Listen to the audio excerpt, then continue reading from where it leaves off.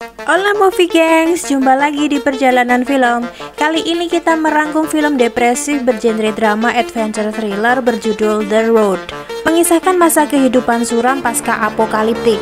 Berbeda dengan I'm Legend atau The Book of Eli, aktor kali ini tidak dibekali banyak superpower maupun senjata yang mumpuni. Mengisahkan perjalanan sang ayah dan bocah berjuang bertahan hidup di mana manusia diburu untuk dijadikan santapan karena sumber makanan di bumi telah lenyap. Gimana kisahnya? Langsung aja yuk, cus!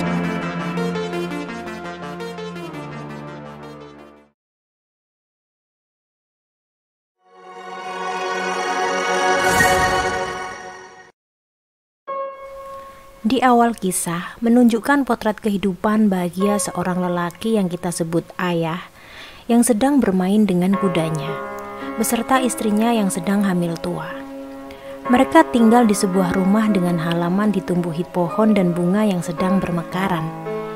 Pada suatu malam, mereka mendengar suara gaduh di luar disertai kobaran-kobaran api.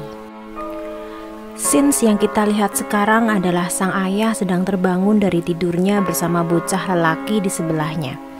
Terlihat bahwa bocah itu adalah anak yang dikandung perempuan tadi. Entah sudah berapa tahun berlalu dari kejadian itu, yang jelas terlihat bahwa keadaan di sekitar dari tidak baik menjadi buruk. Tidak dijelaskan secara rinci setelah kiamat berlangsung.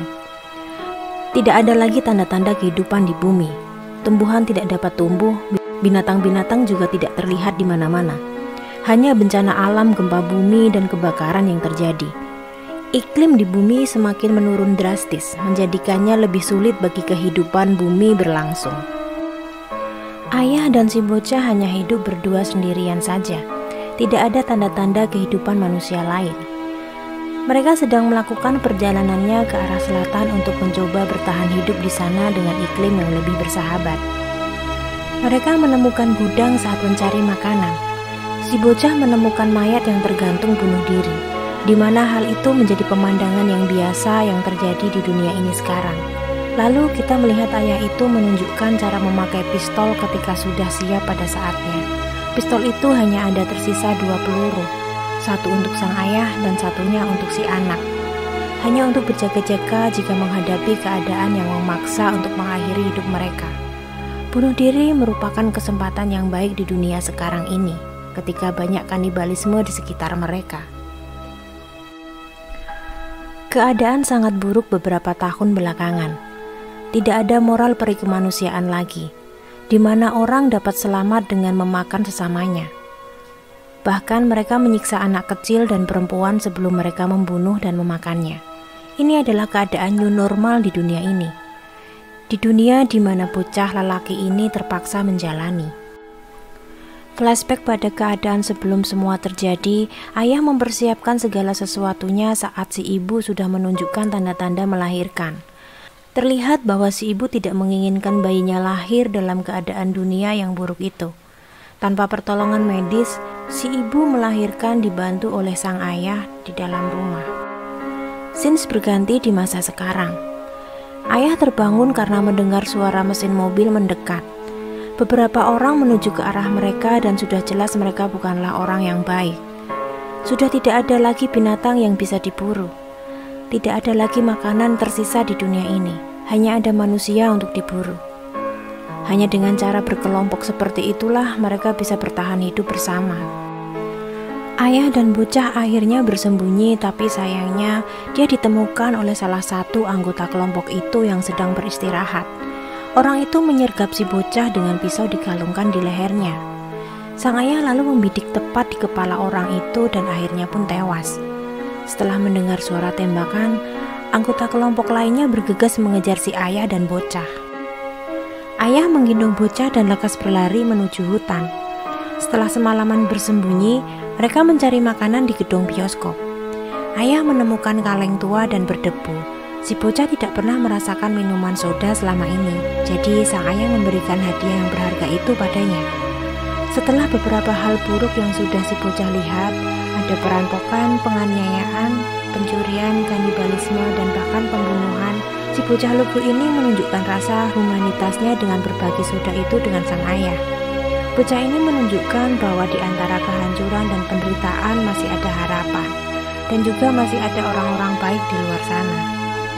Flashback ketika sang ayah bersama sang ibu sedang berdiskusi tentang keputusasaan. Sebelum bocah lahir, sang ibu gagal mengusulkan sang ayah untuk mengakhiri hidup mereka. Pada akhirnya, setelah melahirkan dan berjuang membesarkan bocah beberapa tahun, sang ibu tidak sanggup lagi berjuang. Ayah masih memiliki semangat juang untuk bertahan hidup demi si bocah, namun tidak dengan si ibu. Ibu merasa sudah cukup dan sudah saatnya sang ibu mengakhiri hidup di luar di kegelapan sendiri. Meskipun sang ayah memohon, nampaknya sang ibu sudah membulatkan tekad meninggalkan mereka selamanya. Sang ayah dan anak masih melanjutkan perjalanannya menuju selatan. Mereka menemukan sebuah rumah dan masuk untuk mencari makanan.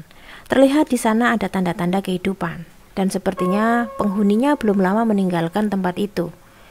Si bocah menemukan tumpukan sepatu-sepatu di dalam kamar, sedangkan ayahnya mencium segala sesuatunya tidak beres di sana. Sepatu-sepatu itu pasti milik orang. Sang ayah menemukan pintu gudang bawah tanah. Mereka memasukinya untuk melihat-lihat. Ditemukannya pemilik sepatu-sepatu di atas.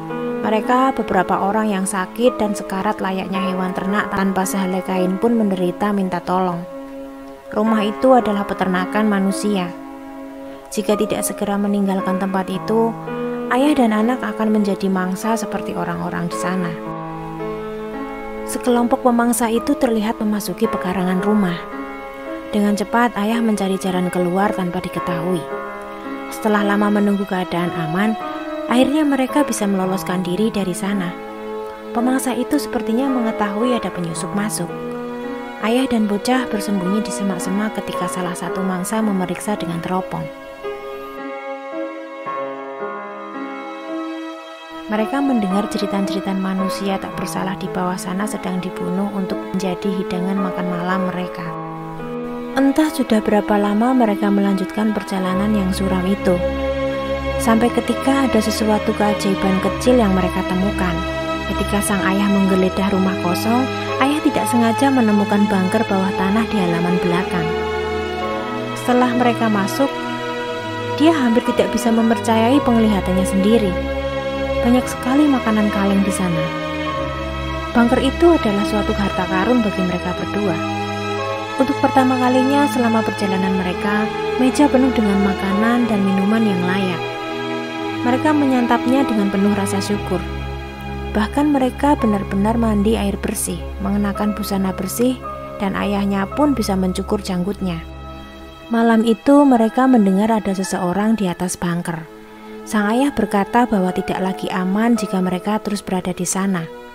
Lalu akhirnya keesokan paginya mereka mengumpulkan persediaan makanan sebanyak yang mereka bisa bawa, lalu melanjutkan perjalanan mereka. Ayah tidak yakin apa yang akan mereka lakukan dengan meninggalkan semua yang mereka butuhkan di bunker. Setelah mereka jauh dari surga kecil itu, mereka melewati pemukiman penduduk yang mengerikan. Banyak tengkorak manusia dan darah berceceran di mana-mana. Mereka melihat ada perburuan jauh dari tempat mereka berdiri. Pemburu itu sedang mengejar perempuan dan anak kecil, lalu menangkap dan membunuhnya. Beberapa saat kemudian ketika mereka beristirahat di bangunan bekas gereja, sang ayah mengalami serangan batuk yang sangat parah. Sang ayah tahu bahwa hidupnya tidak akan lama lagi menemani bocah menjalani hidup sendiri di dunia yang mengerikan ini. Namun sebelum dia meninggal, dia akan memenuhi janjinya untuk mengantar si anak ke selatan. Setelah perjalanannya yang cukup jauh dan sulit, akhirnya mereka sampai di pantai. Hari itu bukanlah hari yang cerah penuh sinar matahari dan laut yang berwarna biru, tetapi mereka berhasil mencapainya. Di mana untuk pertama kalinya sang bocah melihat pantai. Ayah memutuskan untuk melihat bangkai kapal yang karam tidak jauh dari sana ketika si bocah tidur. Tapi segera setelah ayahnya berenang, ada seseorang yang mengintai dan melihat bahwa itu adalah kesempatan yang sempurna untuk mengendap-endap ke tenda dan mencuri semua yang ayah bocah itu miliki. Ketika ayah kembali, bocah kebingungan karena harta benda mereka sudah hilang dicuri. Sang ayah menggendong bocah dan mengejar pencuri yang belum jauh dari sana.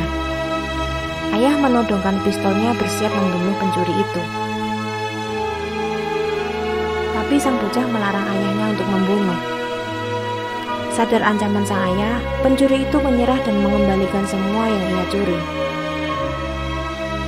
Bahkan sang ayah menyuruh pencuri itu melucuti semua pakaian, bahkan sepatunya. Pencuri itu tidak berdaya dan menangis ketika ayah dan anak itu pergi meninggalkannya. Tak jauh, sang anak memprotes tindakan ayah. Sang bocah mengingatkannya untuk menjadi orang yang baik. Apalah bedanya ayah dengan perampok-perampok lain? Ayah pun menyesal dan kembali ke tempat pencuri tadi, serta mengembalikan baju dan meninggalkan sekaleng makanan untuknya. Ketika mereka berjalan di perkotaan mati, sang ayah mendapat serangan panah tepat pada kakinya. Setelah mengintai arah datangnya panah, sang ayah membidik dengan flare gun yang ditemukannya di kapal tadi. Penembak itu pun akhirnya mati ditemani istrinya yang sedang menangis. Setelah mengobati kaki, mereka melanjutkan perjalanannya lagi. Di tengah jalan, sang ayah terjatuh karena luka di kakinya kini sudah menginfeksi. Dia tidak memiliki waktu yang banyak sebelum meninggalkan bocah itu hidup sendiri. Ayah tidak mampu lagi berjalan mendorong gerobaknya. Akhirnya mereka hanya bisa menetap di pinggir pantai itu.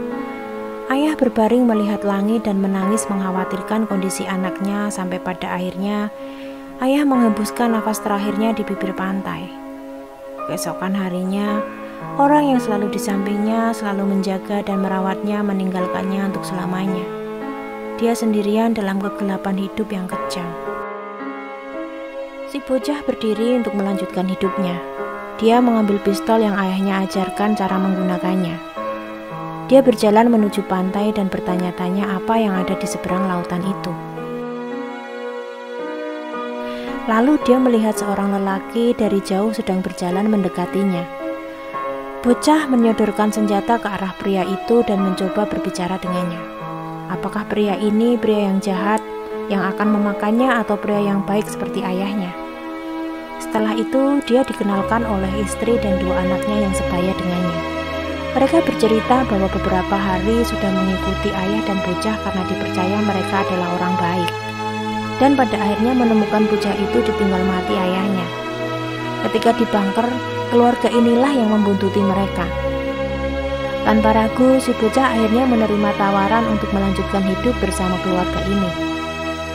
Di sini mengingatkan si bocah bahwa masih ada yang baik di antara yang buruk. Terima kasih sudah bergabung di perjalanan film. Semoga kita dapat mengambil hikmah dan semoga kalian terhibur ya. Nantikan kisah-kisah perjalanan film selanjutnya yang tak kalah seru. I'll see you guys in the next one. Bye-bye.